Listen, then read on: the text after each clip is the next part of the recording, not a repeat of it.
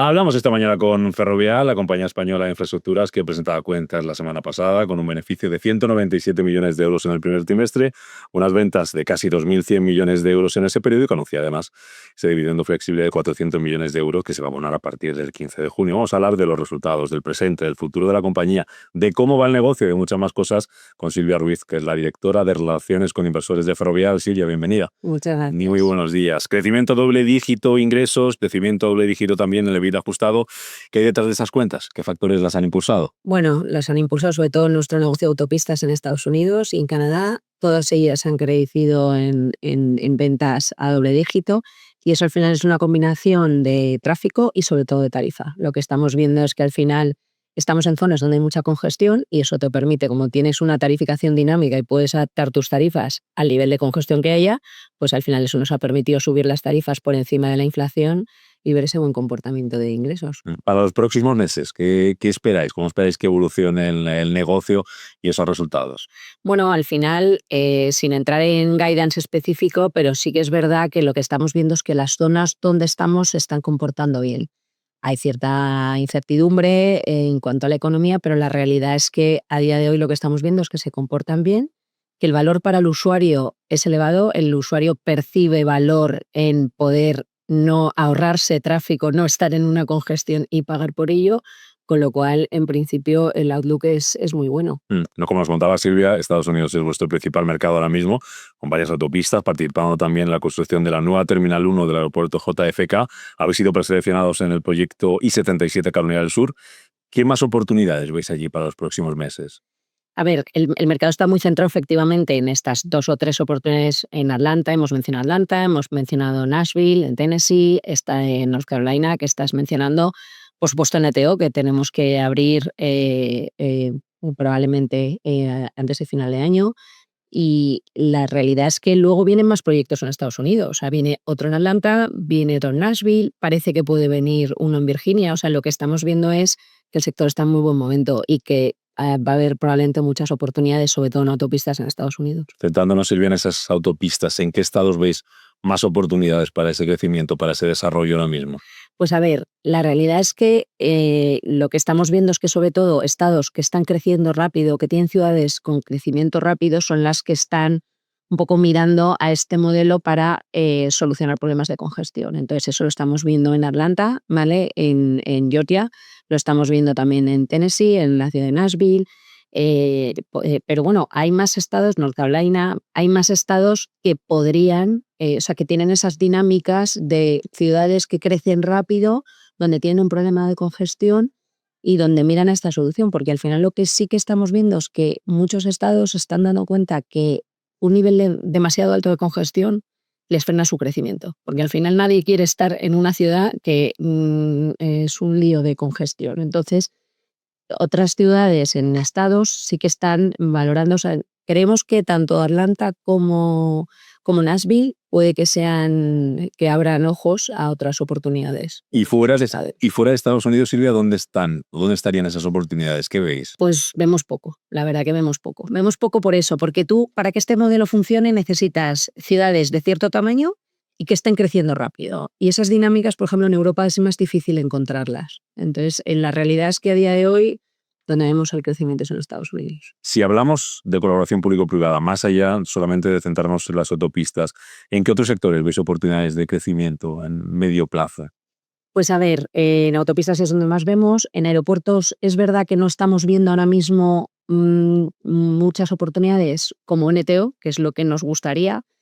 Creemos que la nueva Terminal 1 podría abrir el paso a otras futuras oportunidades, pero no es algo que esté súper desarrollado como sí que lo está, por ejemplo, autopistas. Y luego, bueno, al final el mundo de las infraestructuras es muy amplio, entonces pueden surgir otras oportunidades pues, en temas de líneas de transmisión, por ejemplo, en temas de energía. Entonces, lo que sí que creemos es que, desde luego, las infraestructuras en general es un sector donde cada vez hay más necesidad y creemos que el modelo público-privado, al final, cuando tú juntas necesidades de infraestructuras y restricciones presupuestarias o déficit de las administraciones, pues el modelo público-privado, esta colaboración pública-privada, un poco ayuda a cerrar ese gap. Y es clave ahora mismo ese modelo de colaboración público-privada para la modernización, para, de infraestructuras de las que consideramos y llamamos críticas, ¿no? Claro, eso es lo que creemos, que al final, o sea, hay tanta necesidad y los estados no pueden acometerlas porque tienen restricciones presupuestarias y este modelo les permite acometer la solución que necesitan, en el caso en autopistas, pues acometer la autopista que les ayuda con la congestión y no utilizar fondos públicos. Es más, en la mayoría de las veces reciben un cheque y ese cheque lo pueden utilizar para otras cosas. Entonces, por eso también estamos viendo que el sector está en buen momento, porque es una solución un poco que ayuda a combinar lo que necesitas con con los fondos que tienes disponibles. Hablamos de la acción de Ferrovial, si te parece, Silvia. Lleváis cotizando en el Nasdaq desde mayo de 2024, es decir, estamos cumpliendo 2 años, segundo aniversario. ¿Qué ha supuesto ese hito a nivel de posicionamiento, a nivel de reconocimiento, a nivel de atracción de inversores, de capital?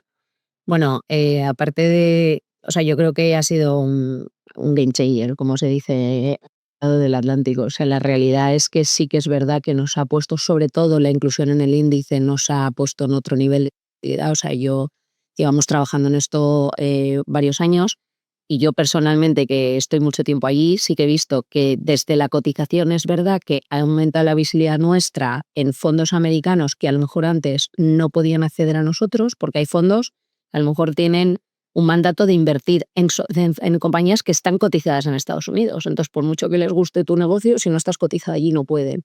Luego, los fondos más generalistas, no tanto especializados en infraestructuras. Entonces, toda esa visibilidad nos la ha dado, por supuesto, estar cotizada allí, y lo que sí hemos visto claramente es un cambio desde la inclusión en el índice, porque al final, pues por ejemplo, muchos fondos que están ligados a índices, pues por el hecho de estar en Nasdaq 100 ya tienen que invertir. Entonces, la realidad es que la visibilidad, o sea, yo lo veo, incluso nosotros hacemos un esfuerzo muy proactivo, pero es verdad que nosotros sí que estamos viendo que nos contacta ya gente, ellos mismos, ¿sabes? Fondos americanos que nos contactan porque han estado siguiendo la compañía y quieren un poco, la verdad que a nivel de visibilidad mucho, y luego a nivel de liquidez. O sea, la liquidez ha aumentado mucho desde que empezamos la cotización, pero no solo en Estados Unidos, aumenta también en Europa. O sea, la liquidez en España es mucho mayor de la que era cuando empezamos todo este viaje. Los propios inversores que os trasladan, ¿qué opinión, cómo valoran vuestro negocio con estos 2 años allí?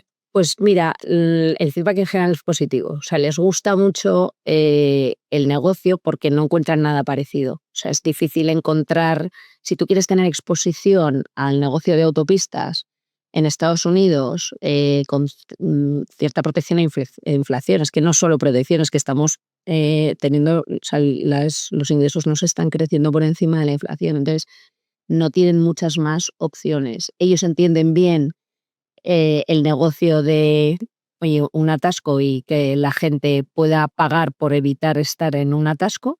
Entonces, el feedback en general es positivo. También es verdad que llevamos 2 años pues, presentando buenos resultados, generalmente este último trimestre batiendo las expectativas de mercado. Entonces, el feedback de los inversores, tanto en uno como en otro lado del Atlántico, es muy bueno.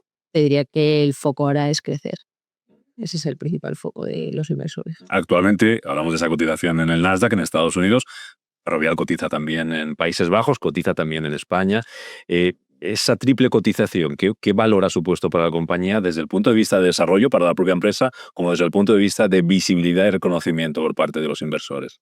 A ver, la triple cotización en sí, o sea, lo que ha supuesto es el hecho de tener una más, que es Estados Unidos, y que eso ha supuesto aumentar la liquidez en todos los mercados. Y eso es bueno para todos los inversores, porque al final el inversor europeo que quiere seguir invirtiendo, y ese feedback nos lo traslada mucho, es decir, nosotros es que tenemos que seguir invirtiendo en Europa, estamos llegados o a índices europeos o simplemente necesitamos una cartera de valores europeos. Ellos han visto también mejorar su posición por el hecho no solo del comportamiento de la acción, sino de que haya más liquidez. Entonces, en general, yo creo que ha sido positivo para todos. Os lo he preguntado muchas veces, te lo han preguntado a ti, Silvia, muchas veces, como directora de relación con los inversores de Ferrovial. ¿Os habéis planteado alguna vez dejar de cotizar en alguno de estos 3 índices? No está encima de la mesa. No está encima de la mesa. Se habló mucho de España, no va a dejar de cotizar. Nos vamos de España, no nos hemos ido a España.